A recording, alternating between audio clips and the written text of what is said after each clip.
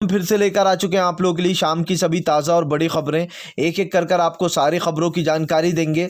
आज देश दुनिया में क्या कुछ हो रहा है। दरअसल सबसे पहली जो बिग ब्रेकिंग न्यूज़ कर आ रही है, आप लोग बता दें, किसानों का आक्रोश और भी बढ़ा। जी हाँ, मोदी के खिलाफ खोल डाला मोर्चा। कहा अब तो या तो तीनों काले कानून वापिस होंगे या फिर मोदी सरकार की पीएम के पद से विदाई। जी हाँ, इसके बारे में आपको विस्तार से बताएंगे। वहीं पर दूसरी बिग ब्रेकिंग में हम आपको बताएंगे। दरअसल आप लोग बता दें, राकेश टिकेश ने खोली मोदी सरकार की पोल।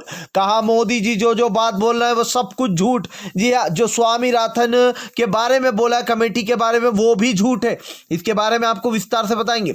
वहीं पर तीसरी बिग ब्रेकिंग में हम आपको बताएंगे, हाथरस मामले में फंसा सीएम योगी। जी हाँ, रातों रात जलाया था शब। अब सीबीआई का बड़ा खुलासा, तीनों लोग थे आरोपी। इसके बारे में आपको विस्तार से बताएंगे।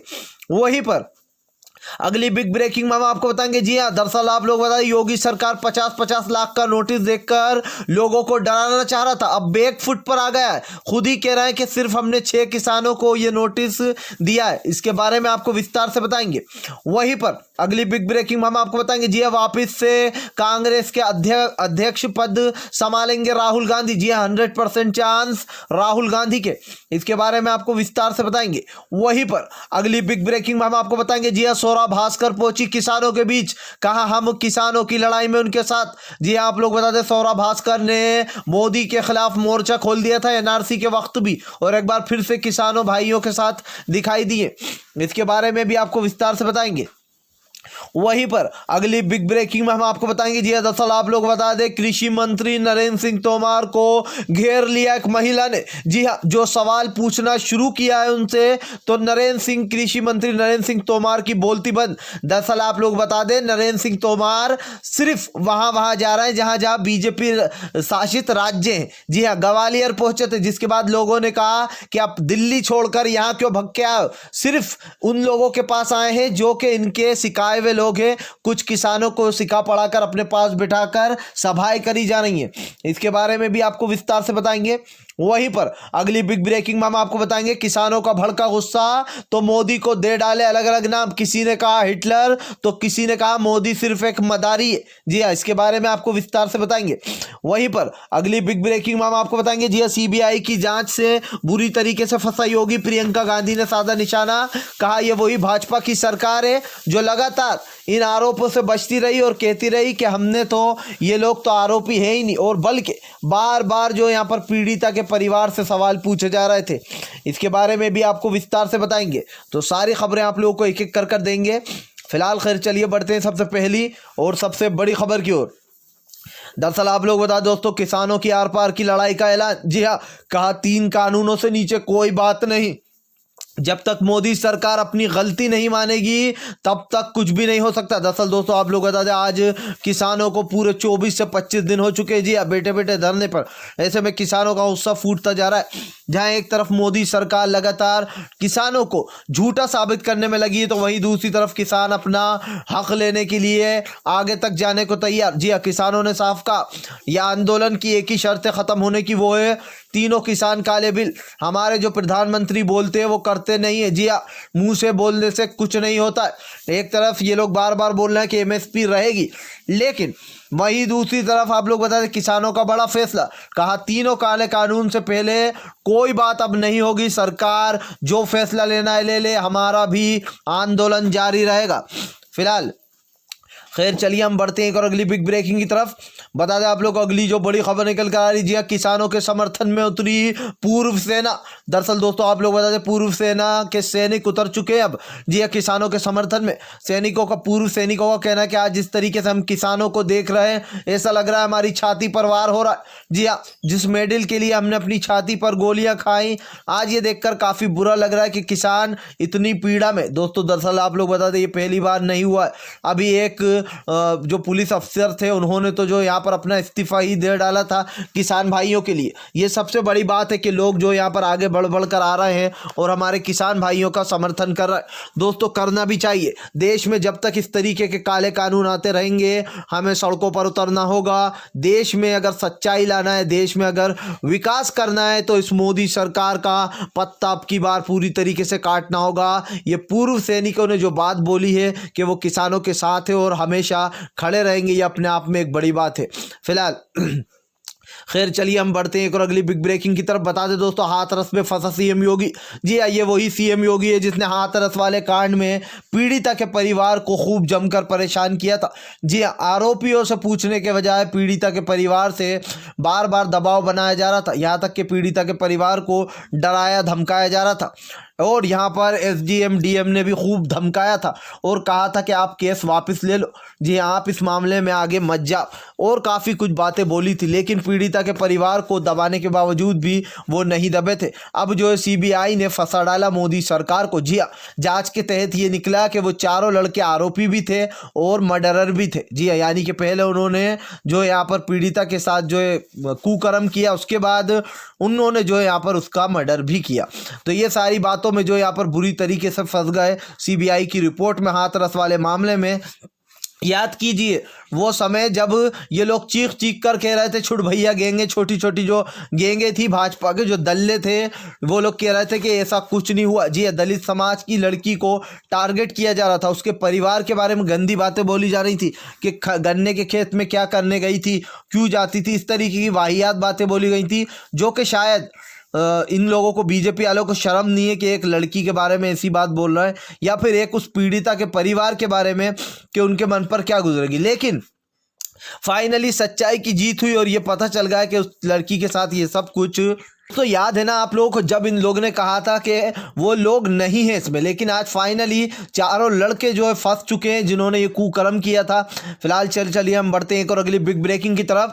बता दें आप लोगों को अगली जो बड़ी खबर निकल कर आ रही है। जी हाँ दोस्तों, राकेश टिकैत का मोदी सरकार पर बड़ा हमला। कहा हमें 500 रुपए की भीख नहीं चाहिए। जी हाँ, हमें अपना हक चाहिए, हमें एमएसपी चाहिए, तीनों काले कानून को रद्द कराएंगे, 500 रुपए की भीख से हमारा कुछ नहीं होता। दरअसल दोस्तों, जिस तरीके से शिवराज सिंह चौहान भी मध्य प्रदेश में 60,000 रुपए साल किसानों को देने की बात कर रहे हैं, क्या ये उनका ये जो फैसला ये अभी ही क्यों जागा? सोचिए, आप खुद सोचने वाली बात है कि जब किसान सड़कों पर उतर आए तब शिवराज सिंह चौहान कहते हैं कि मैं 60,000 रुपए साल दूंगा किसानों को।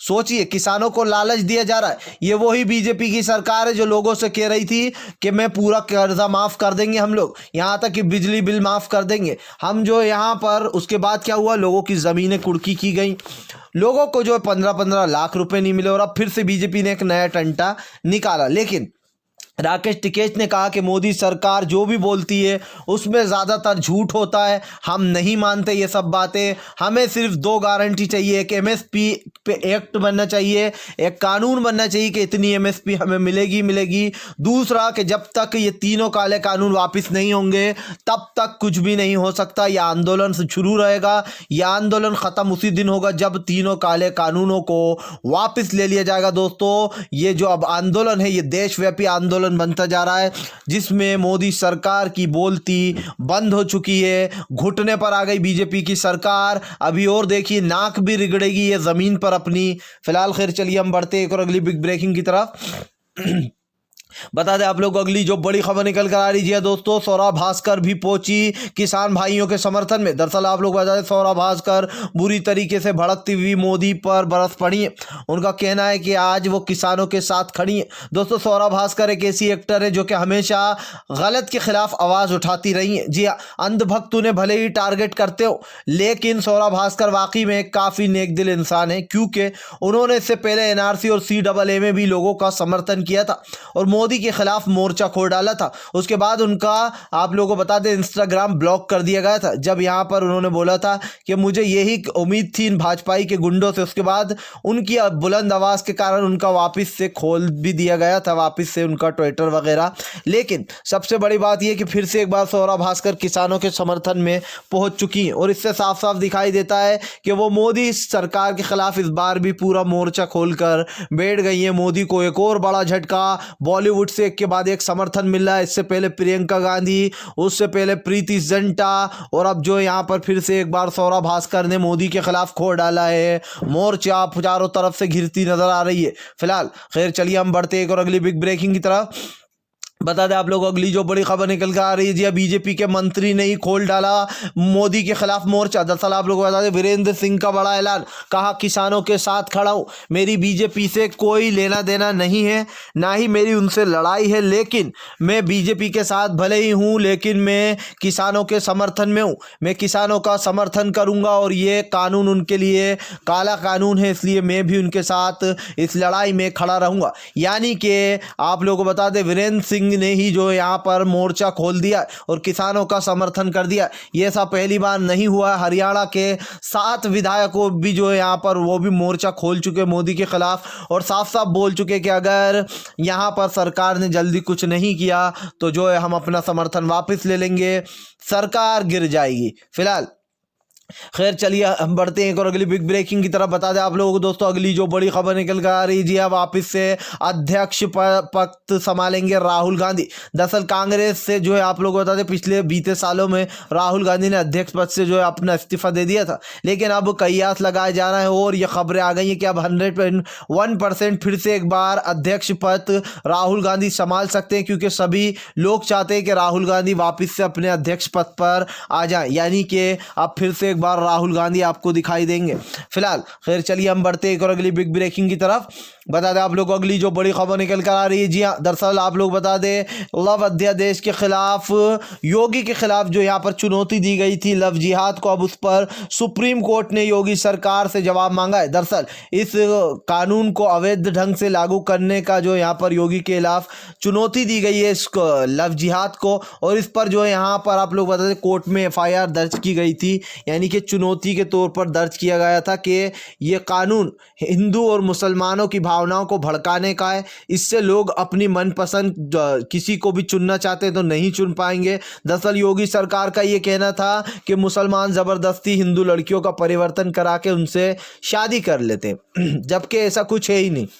लेकिन योगी सरकार लगातार जो अपने इस कानून पे लोगों को पीड़ित कर रही है, लव जिहाद के नाम पर मुसलमानों को टारगेट कर रही है, और फिर से एक बार इसने अपना हिंदू मुसलमान वाला खेल शुरू कर दिया, जो कि ये हर बार करता है। अलग ही दिखाई देता है कि ये CM बनने लायक बिल्कुल भी नहीं है, क्योंकि इसकी जो सोच है वो बहुत ही ज़्यादा घटिया सोच का इंसान है ये, और ये साफ साफ दिखाई देता है कि CM बनने लायक तो कहीं से भी नहीं है ये योगी। फिलहाल खैर चलिए हम बढ़ते एक और अगली बिग ब्रेकिंग की तरफ। बता दें आप लोगों को अगली जो बड़ी खबर निकल कर आ रही है जी हाँ, कृषि मंत्री नरेंद्र सिंह तोमर को जब महिला ने घेर लिया तो नरेंद्र सिंह तोमर की बोलती बंद। नरेंद्र सिंह तोमर ने सोचा कि अब मैं क्या जवाब दूं। दरअसल दोस्तों बीजेपी ने अब एक नया रास्ता निकाल लिया है। जहां जहां बीजेपी शासित राज्य हैं, यानी कि जहां जहां बीजेपी की सरकार है, अब ये लोग वहां वहां सभाएं कर रहे हैं। सभाएं मतलब ये किसानों को बिठा रहे हैं और वहां पे समझा रहे हैं कि इसके क्या क्या फायदे। लेकिन जरा सुन लीजिए वो किसान है कौन? वो असल में किसान नहीं है, इन्हीं के कुछ किसान हैं जो कि इनके घेरे में है। कुछ लोगों को ये बिठाकर समझा रहा है और जानबूझकर लोगों को टीवी पर दिखा रहा है कि देखिए भाई किसान तो हमसे नाराज नहीं है। भाई वहां क्यों जा रहा हो जहां जहां बीजेपी शासित राज्य, और वहां आप मना पड़ाकर जो किसानों को बोल बुलाकर अपने पास बिठा रहा हो। कुछ इधर उधर के किसान, उसमें कुछ लोगों को किसान बनाकर झूठा बिठा दिया जा रहा है, और आप टीवी पर बताया जा रहा है कि देखो किसान तो हमारे साथ है। अगर इतना ही दम है तो दिल्ली क्यों नहीं जाते? क्यों उन बॉर्डरों पर नहीं जा रहा है? चिल्लर बॉर्डर, सिंगू बॉर्डर, इन पर जरा जाकर बताए हमारे कृषि मंत्री। वहां के जो किसान है उधेड़ के रख देंगे 2 मिनट में। ऐसे ऐसे कर रहे सवाल पूछेंगे कि कृषि मंत्री के कान से खून बहना शुरू हो जाएगा। उन्हें समझ में नहीं आएगा कि वो क्या जवाब देंगे। लेकिन सबसे बड़ी बात, कृषि मंत्री नरेंद्र सिंह तोमर ग्वालियर पहुंचे थे, जो कि एक बीजेपी शासित राज्य है। ठीक है, वहां पर एक महिला ने इनका रास्ता रोक लिया। इनका कहना था कि भाई आप यहां पर क्यों आए हो?